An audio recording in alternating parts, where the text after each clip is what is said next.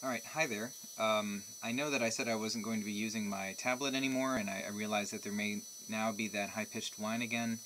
Sorry about that, but the thing that I did on Tuesday, it was a two-parter, and the first one was really, really out of sync. So my apologies about that. I know that was probably really off-putting.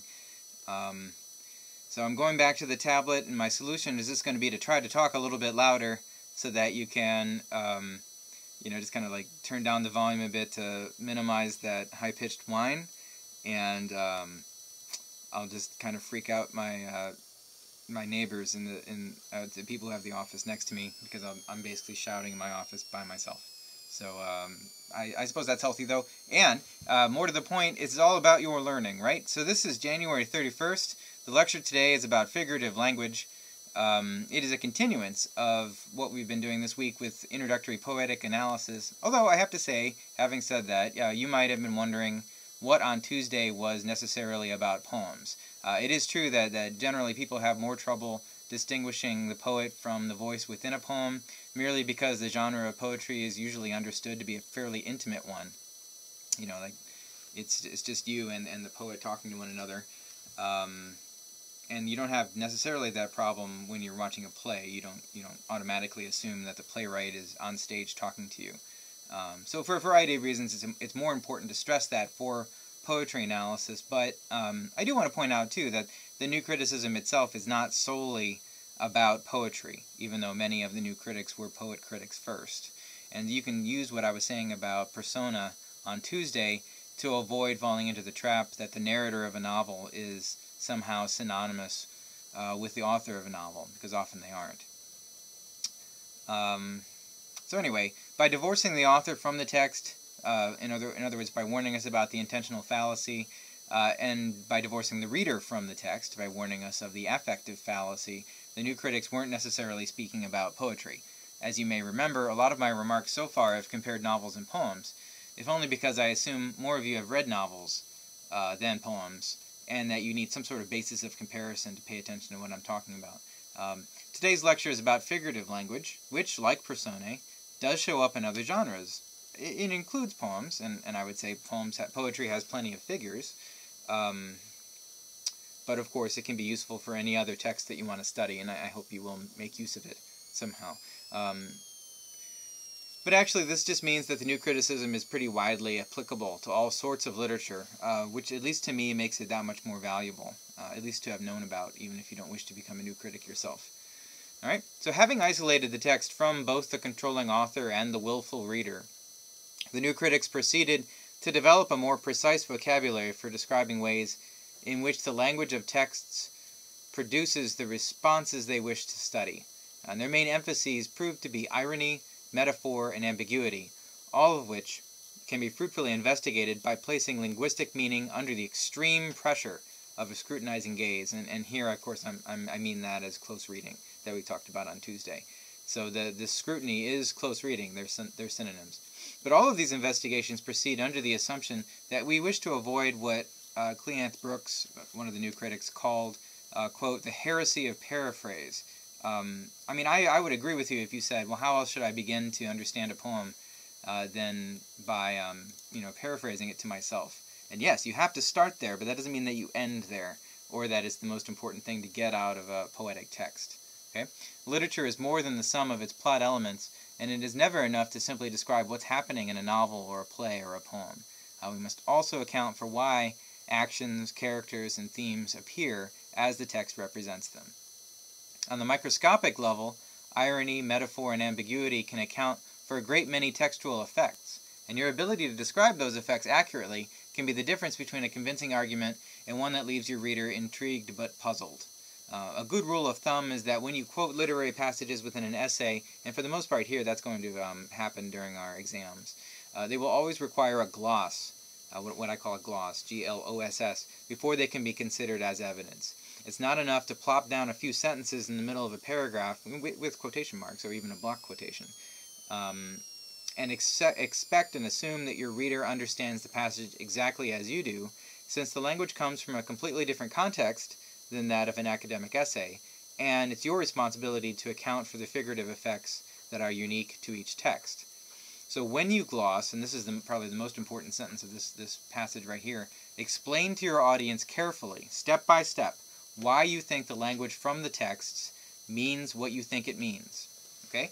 This is really important. The reasons that you give for your interpretation are the difference between your reader's ability to follow what you're saying and our skepticism of your argument. So in other words, if I can't understand where you're coming from, then I'm automatically going to be more skeptical than I might need to be. Or just, in other words, consider your audience, whether this is on our Twitter conversations or in an exam essay where you're trying to show that you can interpret a poem and then back yourself up within your interpretation. The onus is on you to explain how you got from point A to point B. And a gloss is how you do that. And the rest of this lecture basically is just to show for irony, metaphor, and ambiguity what your responsibility is in terms of how you talk about it and what the burden of proof is going to be. Okay? In general, I recommend a 1-to-1 ratio in terms of quoting to glossing, or your explanation for what the quoted material means. So in other words, if you block quote a passage of poetry that's 5 lines, then you should take 5 lines of double-spaced, text that you're typing in a Word document to explain what you see going on in that text. So if you stick more or less to a 1-to-1 ratio of gloss to quoted material, then you're doing pretty good. Also, if this were an essay rather than an exam, or if you're writing out your exam in a Word document and then transferring it to Blackboard, you can also think about it in terms of, at least every page or every paragraph, I should be citing something directly within the text in order to ground what I'm saying to the evidence that's there, right? Rather than just kind of like summarizing it as a whole. At that point, you're committing a heresy, according to the new critics.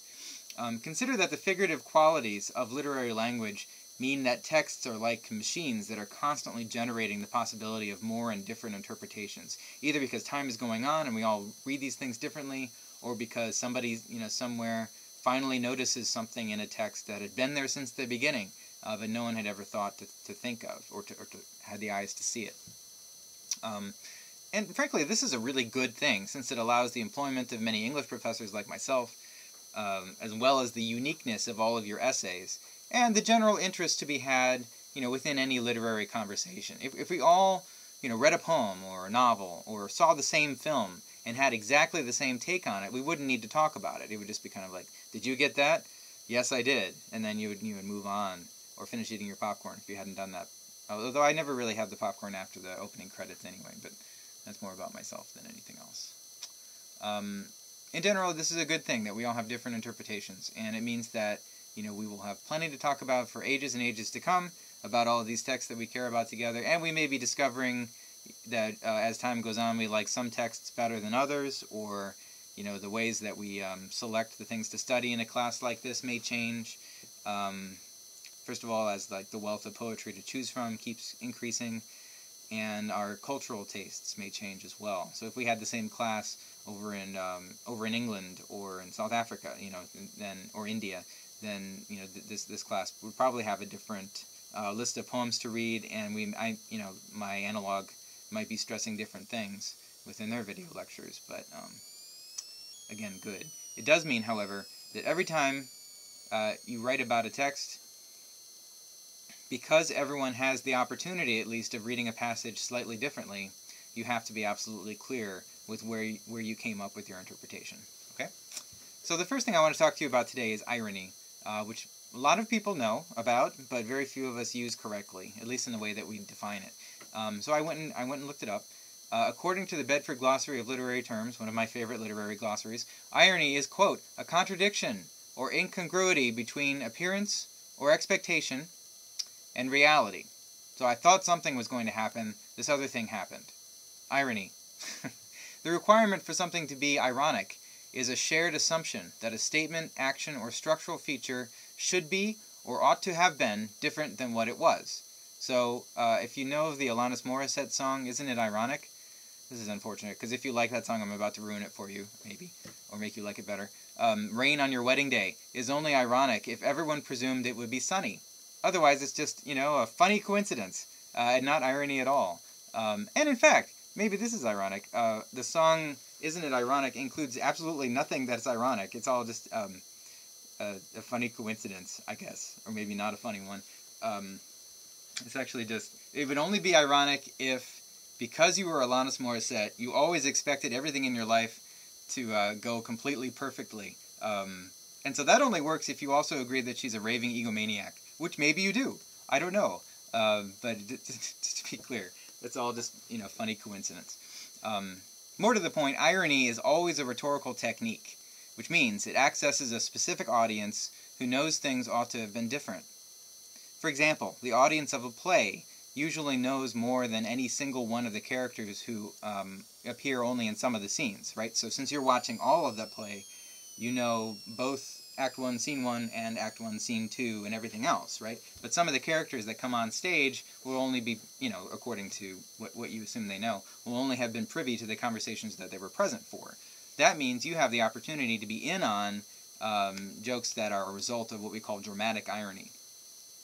Okay? Also, depending on the time period that produces the play that you're watching, there may be certain,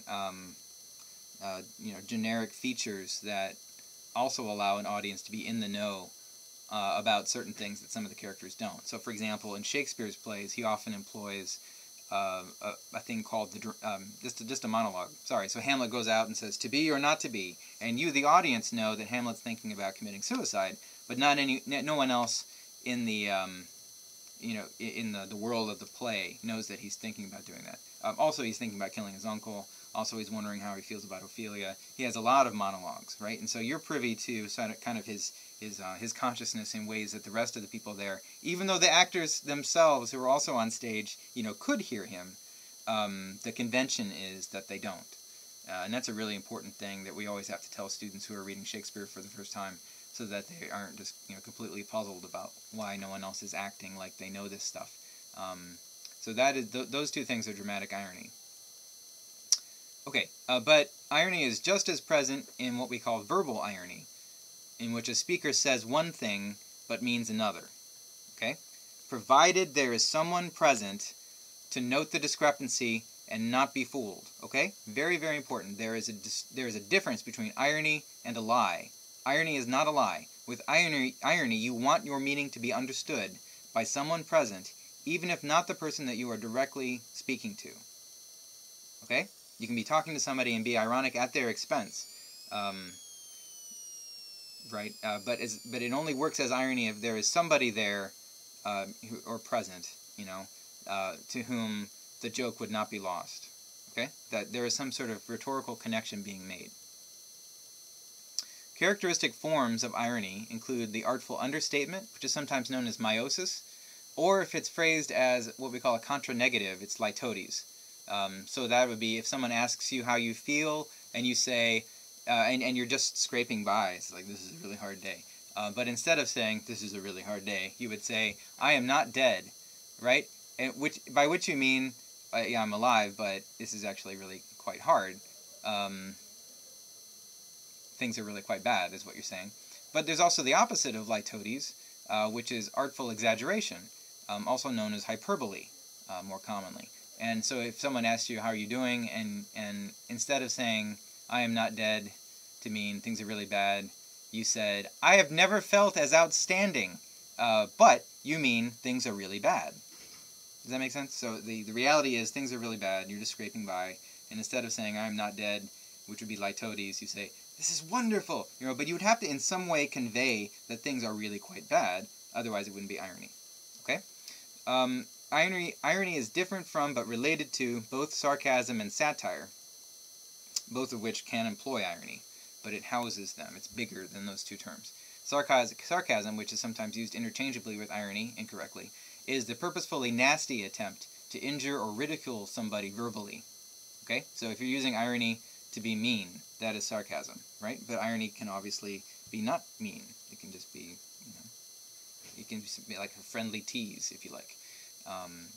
I just said that. And satire is the attempt to depict people, things, or ideas as low or lacking in order to better them. So we might call that constructive irony, if it were usually purely within the context of literary, like a play or a novel or something like that, or sometimes an essay. Okay, often, irony is the best way to access the intended audience of a text, because it operates via a rhetorical contract of sorts, right? So there's a poem by T.S. Eliot called The Wasteland, and it begins like this, quote, "April is the cruelest month, breeding lilacs out of the dead land," and it goes on and on and on. Right? Kind of an odd way to begin, especially if you've lived through an April before, or if you hate winter, like me. The irony in those first two lines, that is, April is not normally the cruelest month, lets us know immediately that we, the reader, are probably not part of the audience that would nod in agreement. It's like, oh yeah, that is really a cruel month, isn't it? And as you keep reading, you get more context to try to figure out, who might actually do that nodding. It turns out later that it's probably for the best that we weren't, because you need to have been dead or to feel like you're dead in order to nod in agreement. Because the reason why it's cruel is because the lilacs are sending their roots down and disturbing you in your grave. Right? Also, by the way, just to continue on with this, April is the cruelest month, breeding lilacs out of the dead land, is also a rewriting of a very early poem by Geoffrey Chaucer, the Canterbury Tales, which you may have read in high school. And here I'm going to do Middle English, which starts off, "Juan that April with its showers suta, the dochter of March hath pierced to the ruta and bathed every vine with..." The paraphrase is, "When that April with its soothing showers pierces the drought of March and bathes every vine with its sweet liquor, which is water." And that's basically April showers bring May flowers. So this is a rewriting of Geoffrey Chaucer, and also that old adage about how spring is great because soon living things will be growing again in the ground after such a long winter, right? So it's ironic in multiple senses. First of all, the expectation is that we like spring rather than disliking it. It also conjures up this other idea of literary history being rewritten or being, in this case, exhumed.